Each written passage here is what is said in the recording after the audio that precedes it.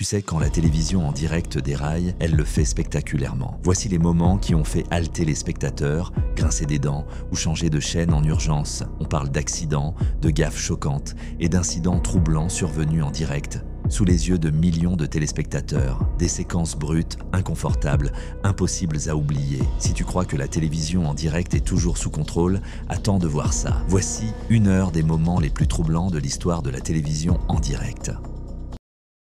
Le 14 juin 2008, une émission de télévision en direct à Miyazaki, au Japon, a pris un tournant choquant qui allait changer à jamais la vie d'un homme et profondément marquer toute une communauté. L'événement faisait partie de Jaga Jaga Tengoku, une émission télévisée populaire connue pour mettre en avant les traditions locales de manière ludique et légère.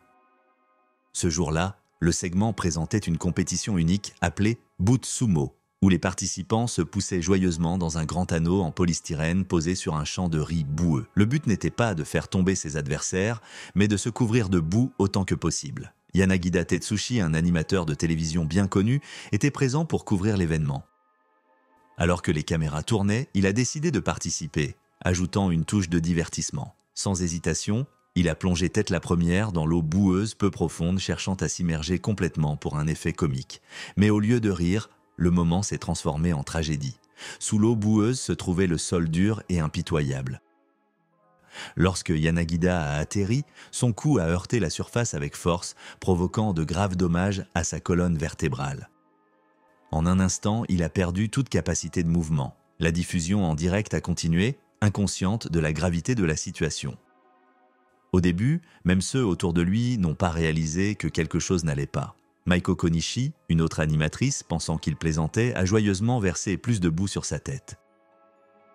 Mais lorsque Yanagida est resté immobile, la réalité les a frappés. Ce n'était pas une mise en scène. Il était conscient mais totalement incapable de bouger ou de parler. La panique s'est installée et les gens ont tenté de le secouer pour le réveiller, aggravant sans le savoir son état. Les professionnels de la santé ont par la suite critiqué cette réaction, notant que des mouvements brusques pouvaient aggraver ses blessures. Quelques instants plus tard, les équipes d'urgence sont arrivées et l'ont transporté d'urgence à l'hôpital de Kumamoto. Les médecins ont annoncé une nouvelle dévastatrice. Yanagida avait subi une grave blessure à la colonne cervicale avec 99% de chances de paralysie permanente. L'animateur, autrefois énergique, faisait désormais face à une vie où même les mouvements les plus simples semblaient impossibles. Malgré ce diagnostic sombre, Yanagida a refusé d'abandonner. À l'hôpital, sa première préoccupation n'était pas pour lui-même, mais pour sa famille. Il a exprimé une profonde inquiétude pour sa mère, demandant à ce qu'on prenne soin d'elle à son retour. Sa résilience était évidente dès le début. Après une opération, il a entamé un processus de rééducation éprouvant. Dans les premiers jours, même s'asseoir était une lutte. Son corps ne parvenait pas à réguler sa tension artérielle, ce qui le faisait fréquemment s'évanouir. Les progrès étaient douloureusement lents. Presque 1 an après l'accident, il pouvait à peine soulever son bras de quelques centimètres. Ce n'était pas grand-chose, mais c'était un début. Après 10 mois d'hospitalisation, Yanagida a été autorisé à rentrer chez lui en fauteuil roulant. Mais sa récupération ne s'est pas arrêtée là. Il a poursuivi une thérapie intensive à Beppu, dans la préfecture d'Oita, apprenant à utiliser des dispositifs d'assistance. Des tâches quotidiennes, comme se raser ou utiliser un ordinateur, devenaient des étapes majeures. 3 ans après l'accident, en 2011, Yanagida a fait un retour émouvant à la télévision. Il est apparu dans 24 heures TV, L'amour sauve la Terre, sa première apparition à l'écran depuis l'incident. La même année, il a réussi un examen de certification en informatique, prouvant sa détermination à avancer. En 2012, il était de retour régulièrement à l'antenne avec Mapos, une émission succédant à Jaga Jaga Tengoku. Bien que physiquement limité, son énergie restait intacte. Il continuait à interagir avec les téléspectateurs, partageant des histoires et des nouvelles locales avec la chaleur qui le caractérisait. Au-delà de la télévision, Yanagida est devenu un défenseur des sports adaptés, en particulier du boccia, un sport conçu pour les personnes en situation de handicap physique. Son engagement l'a conduit à devenir vice-président de l'association de boccia de la préfecture de Miyazaki, contribuant à développer ce sport et à inspirer de futurs athlètes. Tout au long de son parcours, sa famille est restée son plus grand soutien. Sa femme et ses 2 enfants étaient à ses côtés, l'aidant à traverser les moments les plus difficiles. Leur amour et leurs encouragements ont joué un rôle crucial dans sa capacité à avancer. Aujourd'hui, Yanagida continue d'inspirer. Il apparaît dans Miyazaki Genki TV, utilisant sa plateforme pour encourager les autres. Bien qu'il fasse face à des défis quotidiens, il insiste sur le fait que sa plus grande joie est de faire sourire les gens. L'histoire est une leçon de résilience et d'espoir. Malgré des épreuves inimaginables, il n'a jamais cédé au désespoir. Son retour à la télévision, son dévouement au boccia et son refus d'être défini par ses circonstances ont motivé d'innombrables personnes. Et s'il avait abandonné, aurions-nous été témoins d'un tel rétablissement incroyable? Son parcours prouve que, même face à des obstacles insurmontables, la persévérance et l'optimisme peuvent conduire à des résultats extraordinaires. Nous sommes le 20 juin 1991 à Buttsfield, dans le comté de Durham, en Angleterre. Harry Collinson, agent chargé de l'urbanisme âgé de 46 ans, se rendait sur une propriété destinée à la démolition. Le bungalow avait été construit illégalement par le propriétaire, Albert Dryden, qui refusait de respecter les règles d'urbanisme. Après des années de conflits, le conseil municipal avait finalement décidé d'agir. Collinson était accompagné d'un avocat, d'agents municipaux et d'une équipe de démolition. Des journalistes et des caméramans étaient également présents pour documenter l'opération. Les responsables s'attendaient à une certaine résistance de la part de Dryden, mais personne n'était prêt à ce qui allait se produire. Vers 9 h, Dryden sortit de sa propriété. Un revolver Webley Mark VI, calibre .455 à la main. Sans hésiter, il visa Collinson et fit feu. Le chaos éclata lorsque Collinson s'effondra. Certains prirent la fuite, d'autres se réfugièrent derrière des arbres ou des véhicules. Mais Dryden ne s'arrêta pas là. Il enjamba la clôture, s'approcha du corps de Collinson et tira 2 fois de plus. La scène horrifiante fut diffusée en direct dans l'émission Look North de la BBC, choquant toute la nation. Au cours de l'attaque, le journaliste de la BBC, Tony Belmont, fut blessé au bras et le policier Stephen Campbell reçut une balle dans la jambe. Dryden prit également pour cible un véhicule de police, contraignant les agents à reculer. À court de munitions, il se replie à l'intérieur de sa propriété, menaçant les forces de l'ordre d'explosifs. Il détenait illégalement des grenades et un canon de 20 mm, rendant la situation encore plus périlleuse. Des officiers lourdement armés arrivèrent rapidement sur place. Connaissant l'obsession de Dryden pour les armes et son passé violent, ils se préparèrent au pire. Des négociateurs tentèrent de le raisonner, proposant d'installer un téléphone de campagne pour communiquer. Lorsque Dryden sortit de sa caravane pour les observer, les policiers remarquèrent que son étui à revolver était vide. Profitant de l'occasion, le sergent John Taylor se jeta sur lui et l'immobilisa, permettant ainsi son arrestation. Cet assaut fut l'un des crimes les plus choquants jamais diffusés en direct à la télévision britannique. La mort de Harry Collinson plongea sa famille dans le deuil et les images de l'incident hantèrent le public pendant des années. Albert Dryden était né en 1940 à Consett, en Angleterre, dans une famille ouvrière. Son père travaillait à la Consett Iron Company et sa mère était très engagée dans l'armée du salut. Solitaire, Dryden consacrait beaucoup de temps à sa passion pour les armes. Âgé de seulement 11 ans, il se procura son premier pistolet, le même type de revolver qu'il utiliserait plus tard. Sans jamais posséder de permis de port d'armes, il constitua au fil des décennies un arsenal illégal. Dryden avait édifié son bungalow à Buttsfield comme un refuge personnel où il cultivait ses légumes et élevait du bétail. Il voulait vivre hors du système, mais le conseil municipal déclara la construction illégale. Dryden soutint que son bâtiment, dissimulé dans une dépression du terrain, ne nécessitait pas d'autorisation, mais les autorités ne partagèrent pas son avis. Après de longues batailles juridiques, l'ordre de démolition fut finalement émis. Le jour où l'équipe arriva, la colère de Dryden avait atteint son paroxysme. Son long conflit avec le conseil se solda par un acte de violence qui stupéfia le pays. Arrêté, Dryden fut inculpé pour le meurtre de Harry Collinson, pour tentative de meurtre sur l'avocat du conseil Michael Dunston et pour les blessures infligées au policier Campbell et au journaliste Belmont. Au procès, il prétendit ne pas être dans un état mental stable, mais le jury ne le crut pas. Il fut reconnu coupable de tous les chefs d'accusation et condamné à 2 peines de prison à vie, plus des années supplémentaires pour les autres crimes. Même derrière les barreaux, Dryden refusa de reconnaître sa responsabilité, affirmant être victime d'un complot et proférant des accusations sans fondement contre Collinson. Après 26 ans de détention, il fut libéré en 2017 pour raison de santé. Un grave AVC le laissa aphasique et il fut placé en maison de retraite. Sa remise en liberté suscita des réactions mitigées. Pour Roy, le frère aîné de Harry Collinson, aucune compassion n'était de mise. Dryden lui avait adressé des lettres délirantes sans jamais manifester le moindre remords. En septembre 2018, à l'âge de 78 ans, Albert Dryden s'éteignit. Sa disparition n'apporta aucun réconfort à la famille Collinson, seulement la fin d'un chapitre douloureux. Les tragiques événements du 20 juin 1991 restent l'un des moments les plus troublants de l'histoire britannique. Une querelle de longue date autour d'un bâtiment illégal se mua en un crime d'une violence inouïe, gravé à jamais dans les mémoires de ceux qui l'ont vu se dérouler en direct. Le 15 juillet 1974, à Sarasota, en Floride, Christine Chubbuck, présentatrice de 29 ans pour BXLT TV, arriva au travail pour animer son émission habituelle, Suncoast Digest. Christine était reconnue comme une journaliste dévouée et professionnelle, passionnée par les histoires, axée sur la communauté qu'elle partageait avec son public. Née à Hudson, dans l'Ohio, elle avait travaillé dur pour bâtir sa carrière, étudiant à l'université de Boston avant de rejoindre WXLT-TV. Cependant, derrière ce succès professionnel, Christine traversait des luttes personnelles profondes. Depuis des années, Christine combattait une dépression sévère, un problème bien connu de ses proches, qui l'avait soutenue à travers des thérapies et des consultations. Malgré ses efforts, sa douleur intérieure restait irrésolue. Dans sa vie personnelle, elle se sentait souvent isolée. Au lycée, elle avait fondé avec humour un club des laissés-pour-compte pour les élèves sans rendez-vous galant, cachant ses insécurités derrière des plaisanteries. À 29 ans, elle était toujours célibataire, et sa mère notait que sa solitude avait un impact profond sur elle. Ce matin-là, Christine demanda que son émission en direct soit enregistrée, une démarche inhabituelle qui n'éveilla aucun soupçon parmi ses collègues. Elle écrivit ensuite un script pour son segment, adoptant un style plus formel que celui informel habituellement utilisé dans l'émission.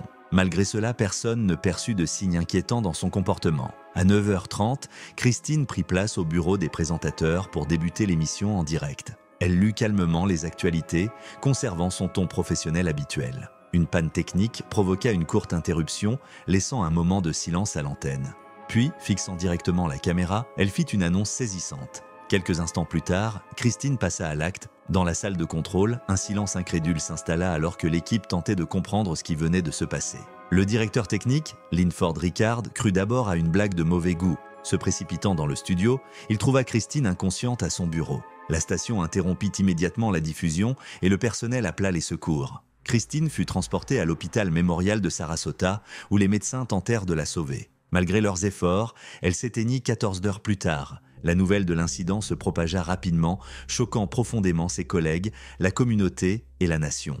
Beaucoup se demandaient ce qui avait pu la pousser à agir ainsi en direct. Christine avait parlé ouvertement de ses problèmes de santé mentale. Son frère, Greg, révéla qu'elle avait été diagnostiquée bipolaire, une condition qui lui posait de nombreux défis. Malgré sa franchise, ses amis et sa famille furent stupéfaits qu'elle puisse aller jusqu'à cet acte, et encore plus de manière publique. Sa mère confia qu'elle s'inquiétait depuis longtemps des sentiments d'isolement de sa fille, de ses difficultés à trouver l'amour et de la profonde tristesse qui l'accompagnait souvent. Quelques semaines avant sa mort, Christine avait montré un intérêt inhabituel pour des sujets délicats. Elle avait interrogé son directeur de station sur la couverture de certaines histoires et consulté les autorités locales au sujet de divers incidents. Bien que cela paraisse lié à des recherches professionnelles, ces actions passèrent inaperçues comme signe d'alerte. Une semaine avant l'événement, Christine avait fait une blague sombre à un collègue mentionnant qu'elle avait acheté une arme à feu. Ce dernier l'avait interprété comme de l'humour noir, mais cette remarque laissait entrevoir ses intentions. Christine avait soigneusement planifié cet instant.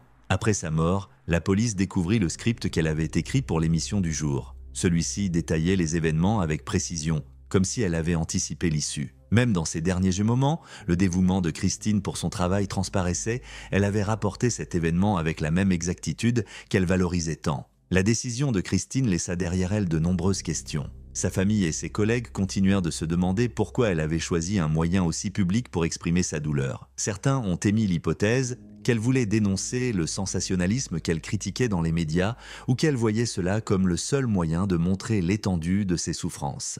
L'histoire de Christine a attiré une attention considérable et a même inspiré le film Network en 1976 qui explorait des thèmes similaires liés à la santé mentale et aux pressions dans l'industrie télévisuelle. Sa disparition tragique reste un rappel des luttes privées que beaucoup endurent souvent en silence. Pour Christine, cet acte reflétait une douleur profonde qui résonne encore aujourd'hui, incitant ceux qui l'ont connue à se demander si ces signaux auraient pu être perçus plus tôt. Nous sommes le 29 décembre 1995 à Buffalo, New York. Donald Herbert, pompier, intervient sur un incendie de maison quand le toit s'effondre soudainement. Pris sous les débris, privé d'oxygène pendant près de 6 minutes, il est finalement dégagé par les secouristes. Les lésions cérébrales sont sévères et il sombre dans le coma. Pendant des mois, il reste sans réaction, sans le moindre signe de conscience. Sa femme, Linda, et leurs 4 enfants, âgés de 14, 13, 11 et 3 ans, sont anéantis. Donald n'est plus l'homme qu'il connaissait. Aveugle, incapable de parler, il ne reconnaît rien autour de lui. Parfois, il bouge faiblement, mais on n'observe aucune amélioration réelle. Il passe ses journées dans un établissement de soins, totalement coupé de sa vie d'avant. Les médecins font ce qu'ils peuvent, mais l'espoir est mince. Les années passent sans véritable progrès. Les soins et la rééducation le maintiennent stable, mais il reste dans un état quasi végétatif. Au fil du temps, son cas paraît sans issue. Puis le 30 avril 2005, presque 10 ans plus tard, un événement stupéfiant se produit. L'établissement appelle la famille pour leur annoncer la nouvelle. Donald parle. D'abord, personne n'y croit. Pourtant, pendant les 14 heures qui suivent, il ne cesse de s'exprimer, renouant avec les siens d'une façon qu'il pensait impossible. Lorsque Linda arrive à son chevet, Donald la regarde et lui demande « Où étais-tu passé ?» Il n'a aucun souvenir de la décennie écoulée. Lorsqu'on lui révèle le temps passé, il reste incrédule « Depuis combien de temps suis-je parti ?» Pour la première fois depuis 10 ans, il est pleinement conscient. Il interroge ses enfants sur leur vie, désireux de tout savoir sur ce qu'il a manqué, il écoute leurs récits des changements survenus dans le monde et de ce qui s'est passé pendant son absence. Les médecins sont stupéfaits. Les patients victimes de lésions cérébrales montrent en général des signes de récupération au début, pas presque 10 ans après. Les experts cherchent alors une explication. Ils émettent l'hypothèse qu'une association de médicaments, habituellement prescrits pour la maladie de Parkinson ou le TDAH, a pu jouer un rôle. Sans être une véritable cure, ces traitements auraient peut-être restauré temporairement sa conscience. La nouvelle de cette amélioration soudaine fait rapidement le tour des médias. L'histoire de ce pompier, retrouvant la parole après tant d'années, fait la une, et nombreux sont ceux qui comparent son cas à d'autres réveils miraculeux, comme celui de Terry Wallis, sorti du silence après 19 ans, ou Gary Dockery, policier qui s'était mis à parler après des années d'inconscience. Malheureusement, l'amélioration de Donald ne dure pas. Après cette incroyable parenthèse de 14 heures, sa parole et son interaction s'estompent. Il connaît encore quelques moments de lucidité avec sa famille, mais son état se dégrade peu à peu. Les infections se multiplient, les hospitalisations se succèdent et, au fil des mois, son corps s'affaiblit.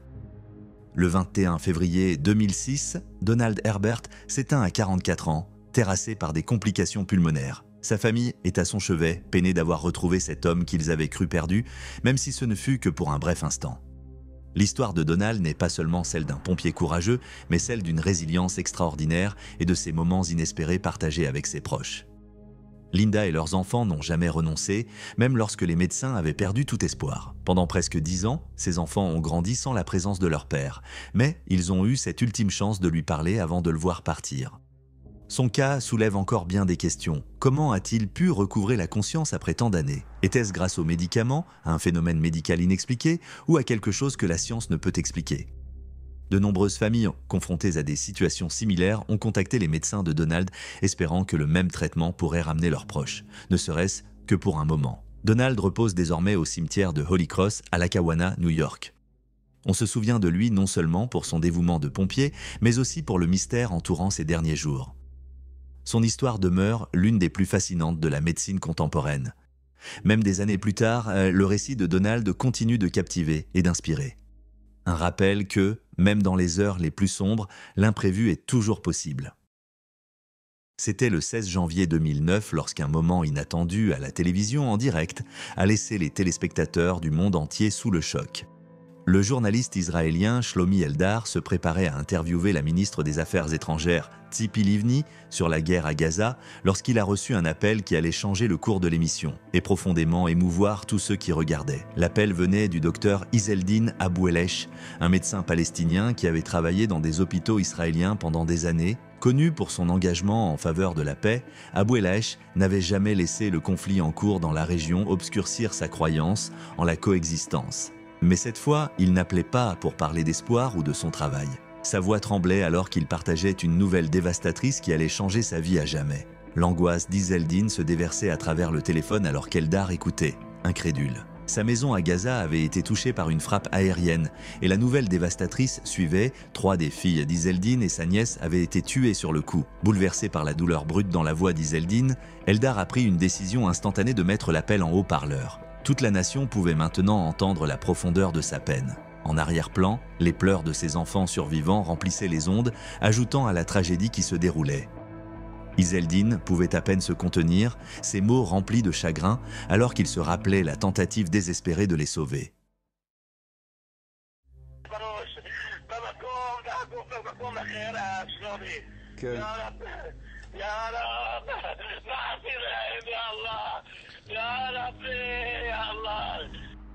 Il parlait de ses efforts désespérés et de la perte insupportable, remettant en question la cruauté de la situation. Le moment était sans précédent à la télévision. Un père, un médecin, un homme qui avait consacré sa vie à guérir, vivait maintenant une perte inimaginable en direct. Ces cris n'étaient pas seulement ceux d'un parent en deuil, c'était une supplique pour mettre fin à la violence. Alors que le monde regardait, Abou El-Eish suppliait pour de l'aide. Certains membres de sa famille étaient encore en vie, mais avec les routes bloquées et l'aide médicale incapable de les atteindre, leurs chances de survie diminuaient de seconde en seconde. Il implorait Eldar, désespéré, de trouver un moyen de mettre les blessés en sécurité. La diffusion était brute et non scénarisée, un aperçu saisissant du coût humain de la guerre. Eldar, profondément ému, s'est tourné vers les forces de défense israéliennes, exhortant quiconque écoutait à aider. Les téléspectateurs à travers Israël, dont beaucoup s'étaient sentis détachés de la souffrance à Gaza, voyaient soudain le conflit sous un autre angle. Ce n'était pas seulement une question de politique ou d'opération militaire, c'était des familles, des enfants et des vies humaines qui étaient déchirées. Eldar a ensuite réfléchi à l'impact profond de ce moment. C'était la première fois que de nombreux Israéliens étaient confrontés au visage de ceux directement touchés par la tragédie et il leur était devenu impossible d'ignorer la réalité de la situation. La tragédie des filles d'Abou El-Eish, Bessan, Mayar et Aya a laissé une cicatrice durable. Bessan étudiait le commerce et s'impliquait activement dans les efforts de paix. Mayar rêvait de devenir médecin suivant les traces de son père. Aya, la plus jeune, adorait la poésie et avait un avenir prometteur. Leurs vies ont été emportées en un instant, laissant leur père avec seulement des souvenirs et une perte insupportable. Malgré sa douleur, Abou El-Eish a refusé de laisser le chagrin se transformer en haine. Au lieu de cela, il a utilisé sa voix pour appeler à la paix. Dans les années qui ont suivi, il a écrit un mémoire intitulé « Je ne haïrai pas », le voyage d'un médecin de Gaza sur la route de la paix et de la dignité humaine, où il a partagé son histoire et son espoir pour un avenir où Palestiniens et Israéliens pourraient vivre ensemble sans crainte. Son message a résonné dans le monde entier, faisant de lui un symbole de résilience. Il a été nominé 5 fois pour le prix Nobel de la paix, et malgré le chagrin qu'il portait, il a continué à avancer, parlant du besoin de compréhension et de coexistence.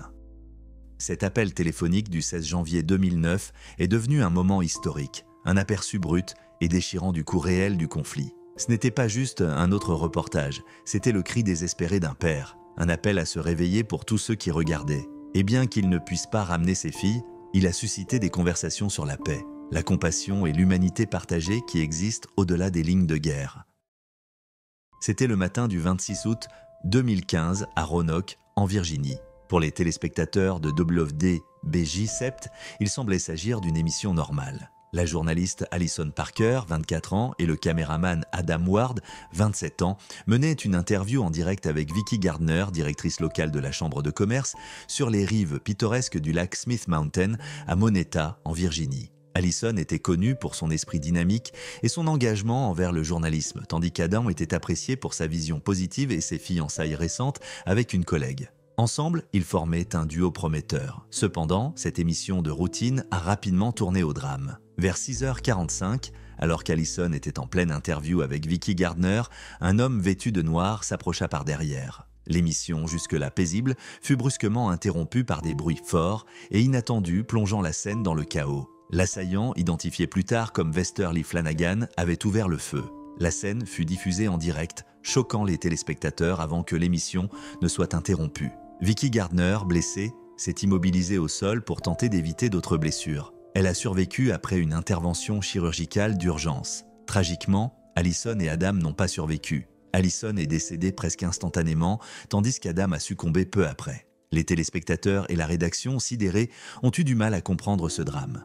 Par la suite, l'équipe de WDBJ7 a découvert que l'assaillant était un ancien collègue. Westerly Flanagan, également connu sous le nom de Bryce Williams, avait travaillé comme journaliste pour WDBJ7 avant de quitter l'entreprise en 2013. Connu pour ses conflits fréquents et son comportement instable, il avait été renvoyé après de nombreuses disputes. Au fil du temps, Flanagan avait nourri une rancune envers Alison et Adam. Dans un manifeste, il a exposé des griefs à leur encontre, bien que ses accusations se soient révélées infondées. Une enquête a également montré que Flanagan avait un historique similaire de conflits dans ses emplois précédents, ce qui avait entraîné d'autres licenciements. Après l'incident, Flanagan s'est enfui dans une voiture de location. Quelques heures plus tard, il a publié des vidéos de l'attaque sur les réseaux sociaux. ce qui a intensifié la douleur des familles et des proches des victimes. Il a également posté des messages tentant de justifier ses actes, mais les enquêteurs ont conclu que ses motivations étaient enracinées dans des luttes personnelles de longue date plutôt que dans un incident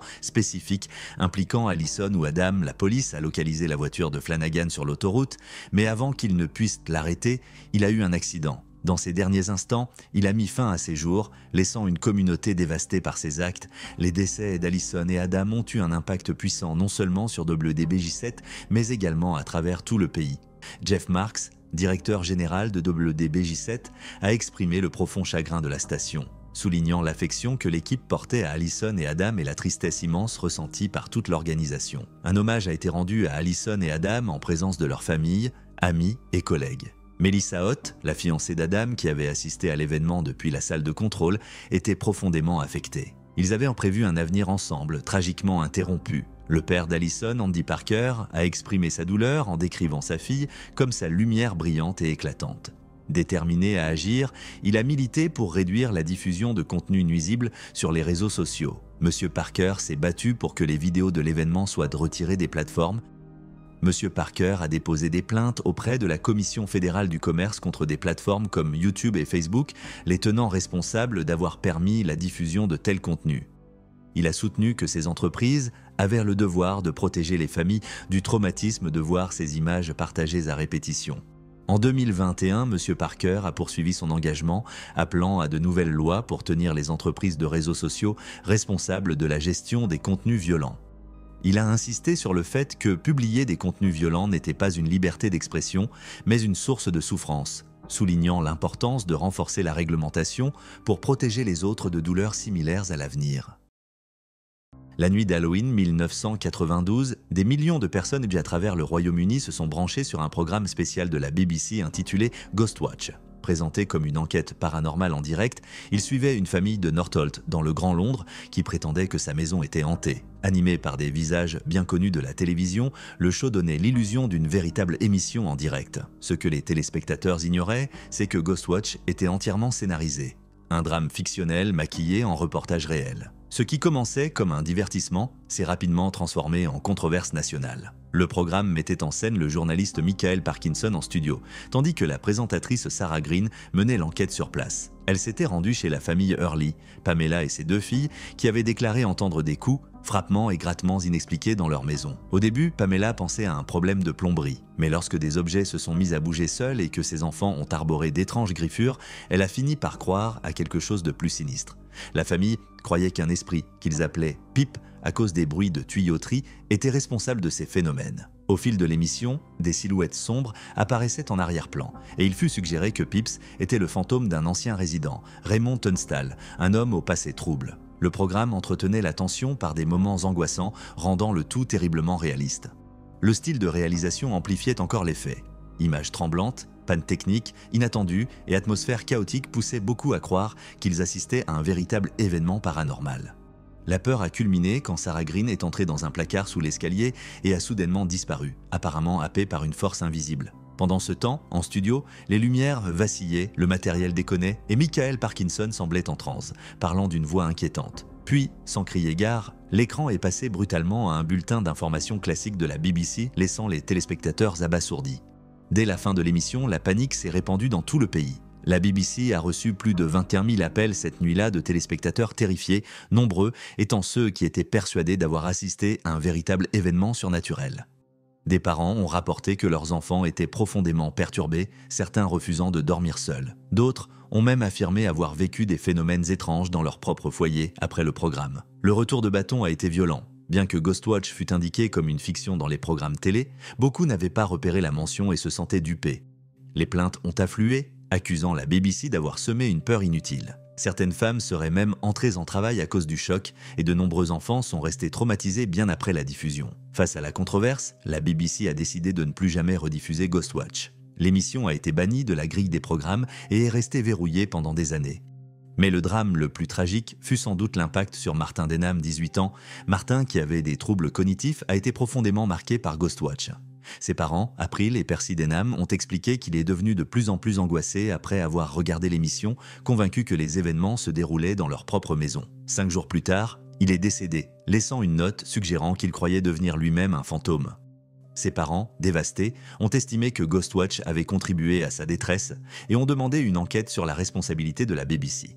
À la suite du décès de Martin, la Broadcasting Standards Commission a ouvert un examen. Elle a conclu que la BBC avait créé une atmosphère de peur sans suffisamment avertir clairement qu'il s'agissait d'une fiction. Si le réseau a été critiqué pour son manque de mise en garde, aucune poursuite judiciaire n'a été engagée. Le créateur de l'émission, Stephen Volk, a plus tard affirmé qu'il n'avait jamais eu l'intention de nuire. Il souhaitait proposer une histoire de fantômes immersive, à l'instar de la diffusion radiophonique de la Guerre des Mondes qui avait également provoqué la panique en 1938. Toutefois, il a été surpris par l'ampleur des réactions et les conséquences d'un tragique. La controverse a entamé la confiance du public envers la BBC, et Volk comprenait pourquoi tant de gens se sentaient trompés. Malgré son histoire tourmentée, Ghostwatch a fini par acquérir un statut culte. Son format novateur a influencé des films d'horreur found footage comme The Blair Witch Project et Paranormal Activity. Mais son héritage reste entaché par la détresse qu'il a causée et la tragédie qui lui est liée. À ce jour, Ghostwatch demeure l'un des moments les plus troublants de l'histoire de la télévision. Ce qui se voulait une spéciale Halloween effrayante a semé la peur et la confusion à l'échelle nationale. Pour certains, ce fut une expérience horrifique inoubliable. Pour d'autres, un rappel douloureux de la facilité avec laquelle la fiction peut se confondre avec la réalité. Le 6 mars 1995 a commencé comme un jour normal à Lake Orion, dans le Michigan. Scott Amedur, un barman de 32 ans connu pour sa personnalité extravertie, est apparu dans The Jenny Jones Show, une émission de télé-réalité diurne célèbre pour ses surprises dramatiques. Il avait accepté de participer à un segment intitulé Secret Crush, où les invités révélaient leurs sentiments amoureux pour une personne de leur entourage. Le coup de cœur secret de Scott était Jonathan Schmitz, un jeune homme de 24 ans qu'il connaissait depuis des années. Jonathan n'avait aucune idée qu'il serait le sujet de la surprise. Lors de la révélation, il a semblé mal à l'aise mais a ri, affirmant qu'il était définitivement hétérosexuel. Le moment semblait léger et les deux hommes se sont embrassés avant la fin du segment, mais ce qui semblait être un divertissement anodin à la télévision allait bientôt conduire à une tragédie inimaginable.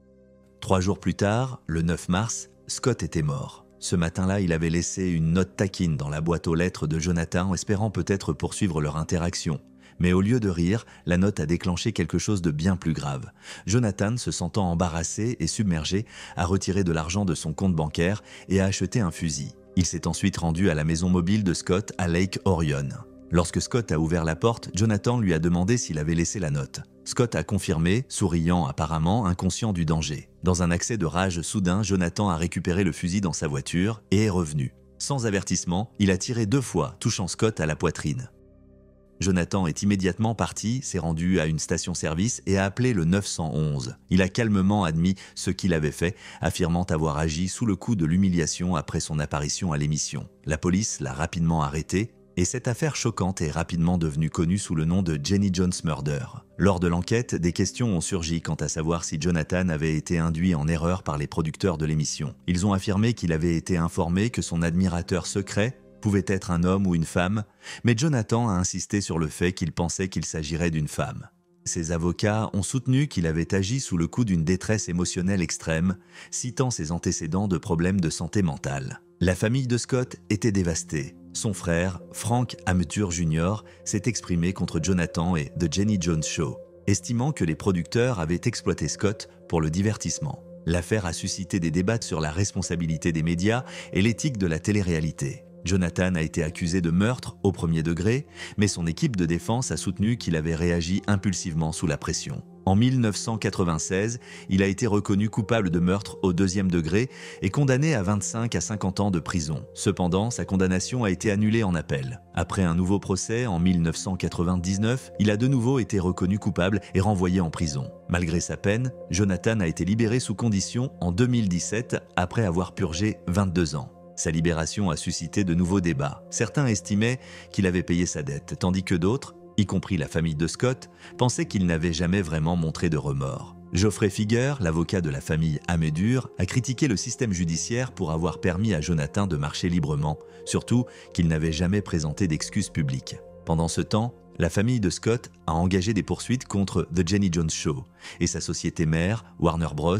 Ils ont soutenu que l'émission avait irresponsablement mis en place le segment, créant une situation embarrassante qui a conduit à la mort de Scott. En 1999, la famille a remporté un procès de 29,3 millions de dollars. Cependant, la décision a été annulée plus tard, le tribunal estimant que l'émission ne pouvait pas avoir prévu ce qui se passerait après le tournage. L'affaire est restée un exemple significatif de la manière dont les médias sensationnalistes peuvent avoir des conséquences imprévues et tragiques. Elle a été revisitée dans des documentaires sur les crimes réels, notamment Trial by Media de Netflix et Dark Side of the 90s, qui ont exploré comment les émissions de télé-réalité de cette époque privilégièrent souvent le choc au détriment du bien-être de leurs invités. Bien que The Jenny Jones Show n'ait jamais été tenu légalement responsable, l'incident a soulevé des préoccupations durables sur l'éthique des médias.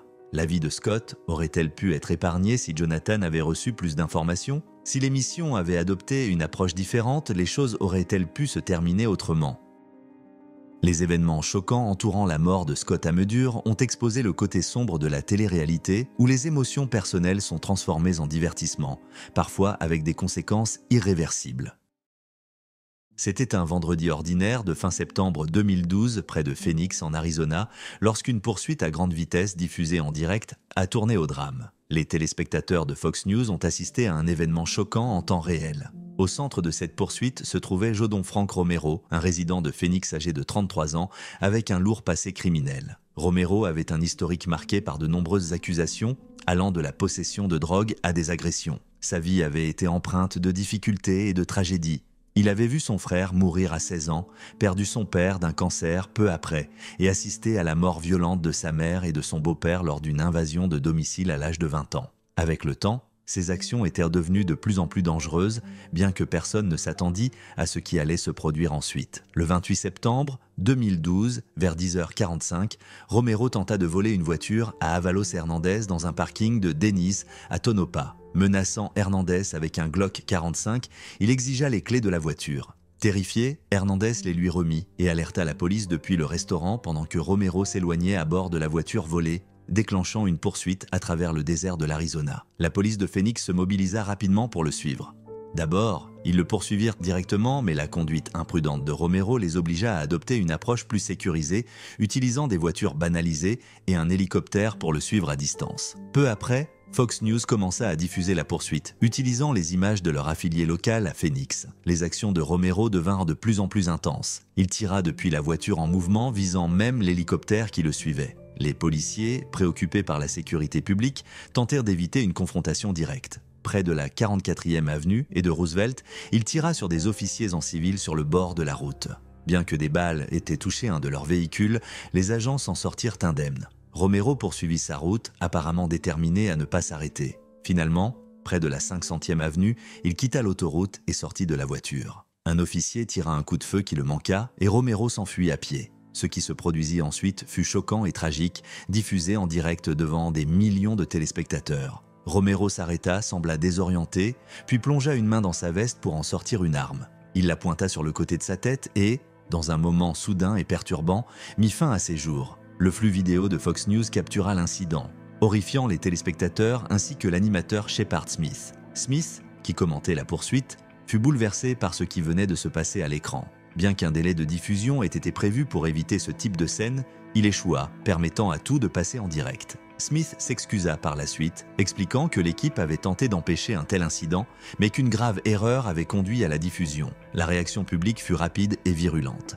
Des téléspectateurs indignés critiquèrent Fox News sur les réseaux sociaux, dénonçant le manque de précaution face à une scène aussi perturbante. Michael Clemente, vice-président exécutif de Fox, présenta des excuses officielles, attribuant cet échec à une erreur humaine. Les conséquences de cette diffusion furent de profondes et très personnelles pour la famille de Romero. Ses 3 enfants, âgés de 9, 13 et 15 ans, apprirent l'incident à l'école. Poussés par la curiosité et l'inquiétude, ils cherchèrent la vidéo en ligne et furent horrifiés de découvrir que l'homme dans la vidéo était leur père. Ce traumatisme eut des effets durables sur eux. Leur mère, Angela Rodriguez, intenta plus tard une action en justice contre Fox News, affirmant que ses enfants avaient subi une détresse émotionnelle sévère, incluant des symptômes de stress post-traumatique. Cependant, l'affaire fut rejetée, le tribunal estimant que Fox News était protégé par le premier amendement.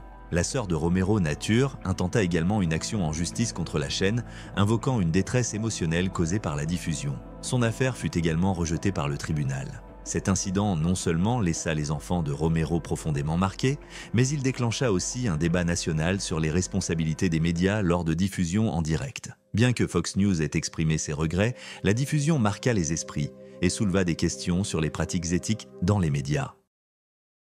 Nous sommes en 2016 et l'émission matinale polonaise Pytani na Śniadanie diffuse un nouvel épisode animé. Les animateurs papotent, l'ambiance est joyeuse, tout semble normal, mais ce jour-là, les événements allaient prendre un tournant choquant pour devenir l'un des moments les plus mémorables de l'histoire de la télévision en direct. L'invité était Marcin Polonowicz, un magicien réputé pour ses tours audacieux. Demi-finaliste de Poland's Got Talent, il était invité à réaliser un numéro avec 4 sacs en papier brun. L'un d'eux contenant un clou pointu dissimulé. Le principe était simple, l'animatrice, Marzena Rogalska, poserait la main sur un des sacs pendant que Marcin s'assurerait que ce n'était pas celui où se trouvait le clou. Lors des répétitions, tout s'était déroulé sans accroc. Marcin avait soigneusement disposé les sacs et le tour fonctionnait à merveille. Mais en direct, tout a dérapé. Sous l'œil des caméras, Marcin invita Marzena à participer. Confiant, elle obéit. Lorsque Marzena abattit sa main, un cri strident retentit. Marcin s'était trompé, et c'est sur le sac contenant le clou que sa main s'est écrasée. La douleur fut instantanée, le clou transperça sa paume et en retirant la main, il resta fiché dans sa chair. Un silence de stupeur envahit le plateau. Marzena agrippa sa main ensanglantée, le visage pétri de choc. Au début, Marcin parut désemparé, riant nerveusement, persuadé que cela faisait partie du spectacle. Mais quand il vit le clou, son expression changea. La panique s'empara de lui. Il s'agenouilla auprès de Marzena et retira précipitamment le clou dans une tentative désespérée de réduire les dégâts. « Je l'ai vraiment transpercé », murmura-t-il, horrifié. Les techniciens intervinrent immédiatement, escortant Marzena hors du plateau et l'emmenant d'urgence à l'hôpital. Ce qui devait être un simple numéro de magie s'était transformé en accident grave, diffusé en temps réel aux téléspectateurs. Plus tard, Marzena s'exprima sur les réseaux sociaux pour rassurer tout le monde. Elle expliqua que le tour fonctionnait parfaitement lors des répétitions et insista sur le fait que Marcin n'avait jamais voulu blesser qui que ce soit. « C'était un accident », écrivit-elle, priant les internautes de ne pas le blâmer. Elle remercia aussi ses abonnés pour leur soutien et assura qu'elle se remettait. Malgré elle, la vidéo de l'accident fit rapidement le tour d'Internet. L'extrait devint viral, choquant des spectateurs du monde entier. Beaucoup s'interrogèrent sur l'erreur de Marcin, certains allant jusqu'à prédire qu'il venait de compromettre irrémédiablement sa carrière. Face aux critiques, Marzena le défendit encore. Le web est trop dur avec lui. Il n'a jamais voulu que ça arrive. Elle avait pardonné, espérait que les autres en fassent autant. Mais l'indulgence ne fut pas générale. Les réseaux sociaux se remplirent de commentaires moqueurs. Comment saboter une carrière de magicien en 10 secondes, écrivait l'un. Elle a mieux géré ça que moi, confiait un autre. D'aucuns saluèrent le sang-froid de Marzena et son envie d'aller de l'avant. Les conséquences furent difficiles pour les deux protagonistes. Si Marzena guérissait physiquement, le traumatisme psychologique restait vivace. Quant à Marcin, il subit un véritable lynchage médiatique. Un seul faux pas avait suffi à ébranler la confiance du public. Cet incident souleva aussi la question des numéros à haut risque en direct. Même bien préparés, ils peuvent déraper et les conséquences être dramatiques.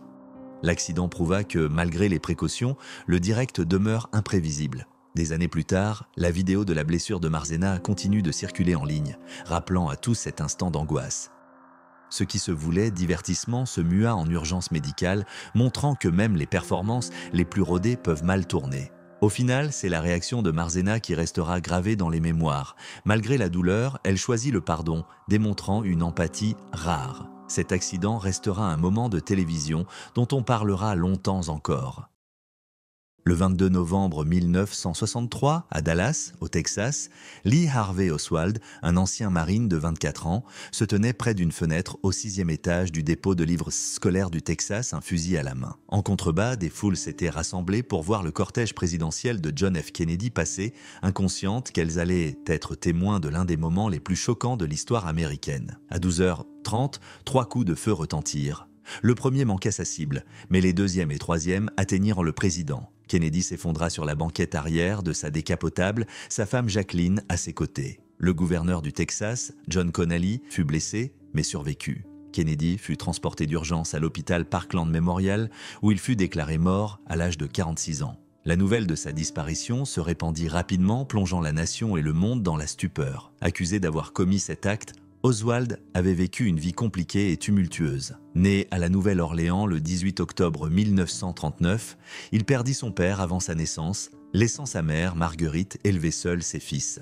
La famille déménagea fréquemment entre la Nouvelle-Orléans et New York. Adolescent, Oswald devint renfermé et s'intéressa aux idéologies socialistes et communistes, des convictions qui allaient le façonner son avenir. En 1956, Oswald rejoignit les Marines, où il montra des compétences en tir, mais fit souvent face à des problèmes disciplinaires. Son intérêt pour le communisme s'intensifia durant cette période, le conduisant à faire défection en Union soviétique en 1959. Il s'installa à Minsk, où il épousa Marina Prusakova, une Russe. Cependant, insatisfait de la vie en URSS, il retourna aux États-Unis avec sa famille en 1962. De retour en Amérique, le comportement d'Oswald devint de plus en plus inquiétant. Il soutenait des mouvements pro-Cuba, acquit des armes à feu et tenta de s'en prendre à une personnalité publique de premier plan, le général Edwin Walker, en avril 1963, sans succès. Lors de la visite de Kennedy à Dallas, Oswald travaillait au dépôt de livres scolaires et aurait apporté son fusil au travail ce jour-là. Après les coups de feu, Oswald prit la fuite. Lorsque l'officier de police de Dallas J.D. Tippit le confronta, Oswald aurait réagi en état de légitime défense et réussi à s'échapper avant d'être appréhendé plus tard dans un cinéma voisin. La nation, avide de réponse, était loin d'en avoir fini avec cette affaire. Le 24 novembre 1963, alors qu'Oswald était transféré du quartier général de la police de Dallas à la prison du comté, des millions de téléspectateurs assistèrent en direct à un moment inattendu. Jack Ruby, propriétaire de nightclub local, s'approcha et tira mortellement sur Oswald devant les caméras. Oswald fut transporté à l'hôpital Parkland Memorial où il fut déclaré mort. Jack Ruby était une figure bien connue de la vie nocturne de Dallas et avait des liens avec les forces de l'ordre locales. Né Jacob Rubenstein, Ruby gérait plusieurs clubs et avait une réputation complexe. Les raisons pour lesquelles il mit fin à la vie d'Oswald suscitèrent de nombreuses théories. Bien que Ruby ait affirmé avoir agi par profonde tristesse après la mort du président, beaucoup pensèrent qu'il cherchait peut-être à empêcher Oswald de révéler davantage sur les événements du 22 novembre. Le procès de Ruby en 1964 attira l'attention nationale. Son avocat, Melvin Belli, plaida que Ruby était mentalement instable, une stratégie de défense inhabituelle à l'époque. Des témoins, dont une ancienne petite amie de Ruby et un rabbin, décrivirent son trouble émotionnel avant et après l'incident. Malgré cette défense, Ruby fut reconnu coupable et condamné à mort. Sa condamnation fut plus tard annulée en appel et un nouveau procès lui fut accordé. Il fut diagnostiqué d'un cancer alors qu'il était encore en prison et mourut en 1967. Avec la disparition d'Oswald et de Ruby, de nombreuses questions restèrent sans réponse. La commission Warren, chargée d'enquêter sur l'assassinat, conclut qu'Oswald avait agi seul. Cependant, d'innombrables théories émergèrent au fil des années. Certaines suggéraient qu'Oswald aurait pu faire partie d'un complot plus vaste, impliquant le crime organisé, des agences de renseignement ou même des gouvernements étrangers. D'autres spéculèrent que les actions de Ruby pourraient avoir été motivées par autre chose que le chagrin. La nièce de Ruby suggéra plus tard que les actes de son oncle étaient motivés par un mélange de tristesse et de détresse émotionnelle et non par un complot complexe. Pourtant, la diffusion en direct des actions de Ruby l'inscrivit dans l'histoire comme l'homme qui mit fin à la vie d'Oswald, ajoutant une couche supplémentaire de mystère à cette tragédie. Si Oswald avait survécu pour être jugé, il aurait peut-être partagé des détails qui auraient pu changer notre compréhension des événements entourant la mort de Kennedy. Cela aurait-il permis de dissiper certaines des théories du complot qui persistent encore aujourd'hui? Les événements de novembre 1963, impliquant la perte tragique de Kennedy et d'Oswald, continuent de susciter des débats et de nourrir la curiosité. Bien que le rapport de la commission Warren ait tenté d'apporter une conclusion, le mystère entourant ce jour à Dallas perdure, maintenant ce chapitre de l'histoire vivant. C'était en 2016, à Moscou, en Russie. Un enregistrement en direct de l'émission de télévision populaire Pro-Lubov où, à propos de l'amour, était en cours. L'émission, connue pour son contenu léger, avait prévu quelque chose de différent ce jour-là. Une performance spéciale mettant en scène Bonia, une grande ours brune. Vêtue d'une jupe rouge et jaune avec un chapeau assorti, l'apparence ludique de Bonia faisait facilement oublier qu'elle était toujours un animal sauvage. Son dresseur, vêtu d'un costume de flamenco, l'a conduite sur scène. Bonia était munie d'une muselière et d'une laisse par précaution.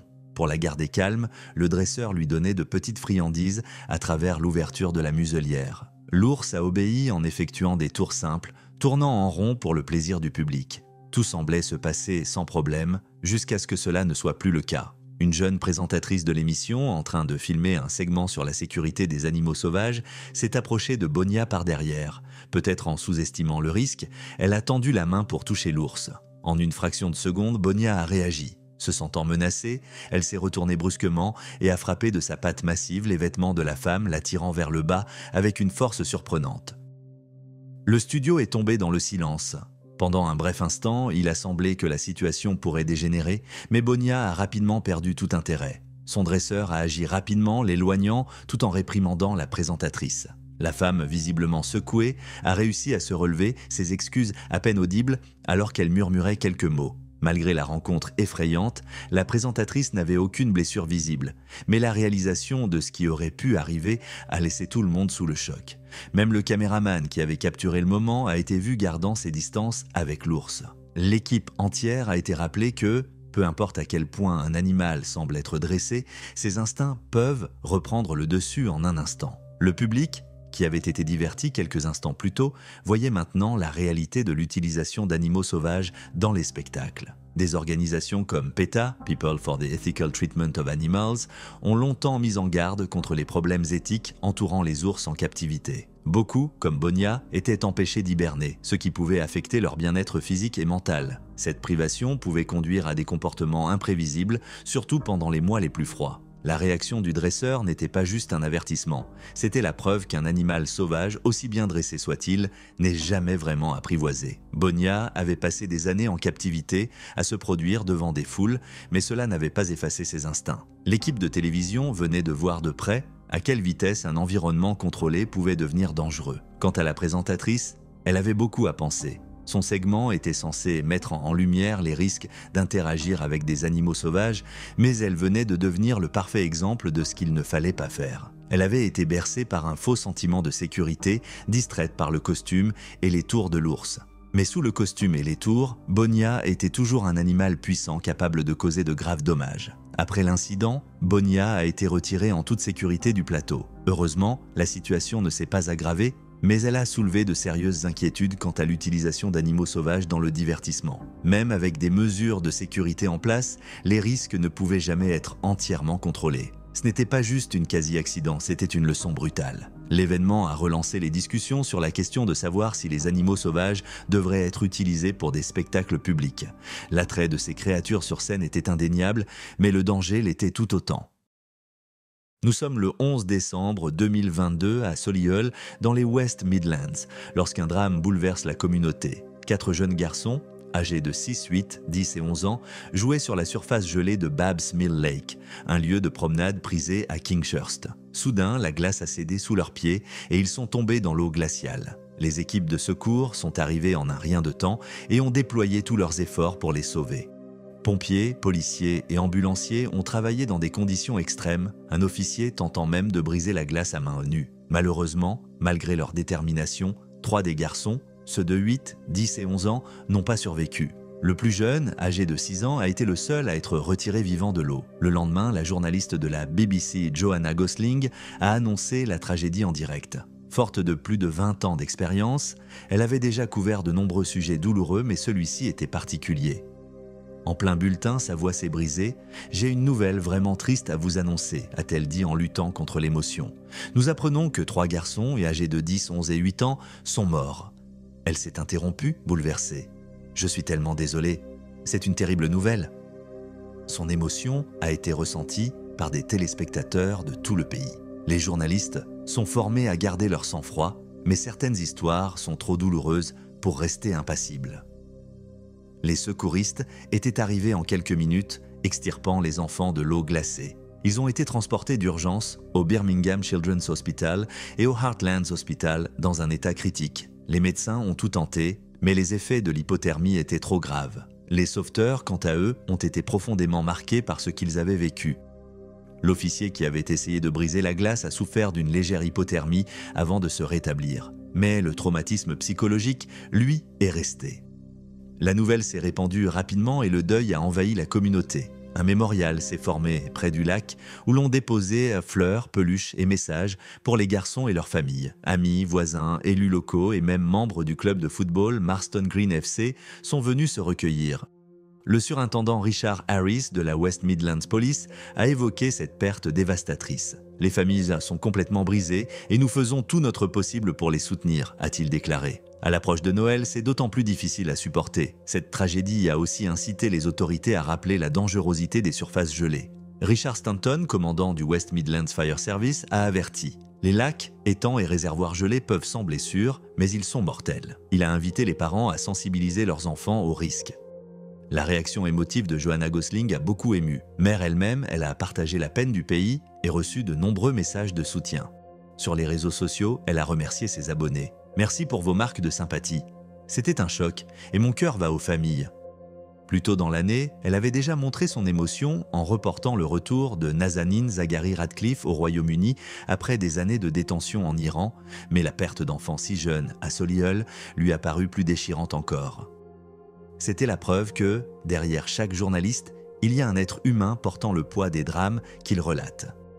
La disparition de ces 3 garçons a laissé une cicatrice indélébile chez leurs proches, les sauveteurs et l'ensemble de la communauté. Le petit mémorial de Babs Mill Lake demeure un émouvant hommage à ces vies fauchées d'à trop tôt. Pour les familles endeuillées, aucun mot ne pourra jamais apaiser leur douleur. Les équipes de secours ont tout donné, mais rien n'aurait pu ramener les garçons. Leur chagrin, eux, restera éternel.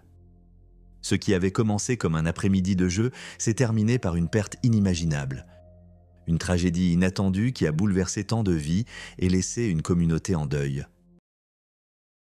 C'était le 15 avril 1984 à Westminster, Londres. Le comédien et magicien britannique Tommy Cooper, connu pour sa grande silhouette, son fait rouge et ses tours de magie humoristiques ratés, se produisait en direct dans l'émission Live from Her Majesty's au théâtre Her Majesty's Theatre. Une audience de 12 millions de téléspectateurs était devant son écran pour voir le spectacle. Le numéro de Cooper reposait sur son célèbre sketch de la cape magique, dans lequel il tirait une série d'objets surprenants de sa cape, chacun plus improbable que le précédent. L'animateur de l'émission, Jimmy Tarbuck, assistait Cooper en lui passant des accessoires depuis les coulisses, renforçant le comique du timing. Le public riait aux éclats alors que Cooper manipulait maladroitement les objets, fidèle à son style désordonné. Puis du soudain, Cooper tomba à genoux et resta assis, immobile. Les rires continuèrent, le public pensant que cela faisait partie de la routine.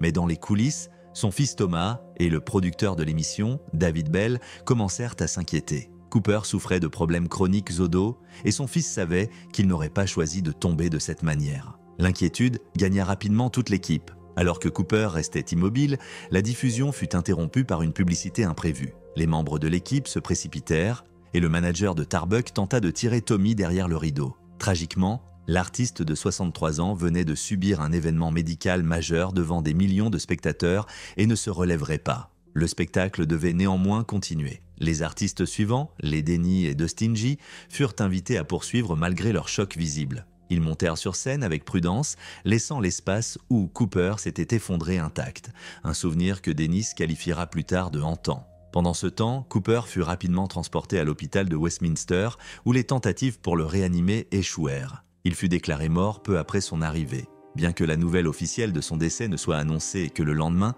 la disparition soudaine de Tommy Cooper bouleversa le monde du divertissement. Depuis les années 1950, il était une figure emblématique de l'humour britannique, célèbre pour son style chaotique mais attachant. Né le 19 mars 1920 à Glamorgan, au Pays de Galles, son talent comique s'était révélé dès son service militaire où ses camarades riaient de ses tours ratés. Sa phrase emblématique « pas comme ça, devint le cœur de ses numéros comiques et dès 1952, son émission It's Magic l'établit comme une icône de la comédie.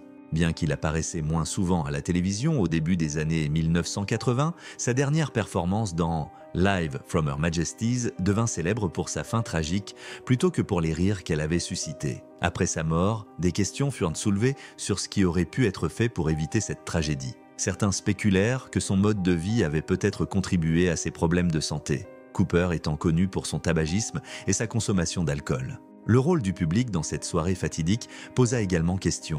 Leurs rires, croyant que sa chute faisait partie de son numéro, dissimulèrent l'urgence de la situation. Si l'on s'était rendu compte plus tôt, le spectacle aurait-il pu être interrompu pour permettre une intervention plus rapide? Ces interrogations non résolues continuent de hanter ceux qui étaient de présent et les téléspectateurs qui ont assisté à la scène chez eux. Pour la famille de Cooper, la perte fut extrêmement douloureuse. Sa femme Gwen et ses enfants, Victoria et Thomas, furent profondément marqués par sa disparition. Tragiquement, son fils Thomas décéda quelques années plus tard des suites de problèmes de santé, ajoutant une autre couche de chagrin à l'histoire familiale. L'influence de Tommy Cooper sur la comédie reste vivante. Son fait rouge et son humour unique sont toujours évoqués avec tendresse, symbolisant une époque d'un divertissement classique. De nombreux humoristes citent encore Cooper comme une source d'inspiration. Bien que ses derniers instants aient été tragiques, son héritage continue de faire sourire les spectateurs. Sa dernière performance est un rappel de l'imprévisibilité de la vie. Une soirée commencée dans la joie et les rires s'est terminée par une perte tragique gravée dans l'histoire de la télévision.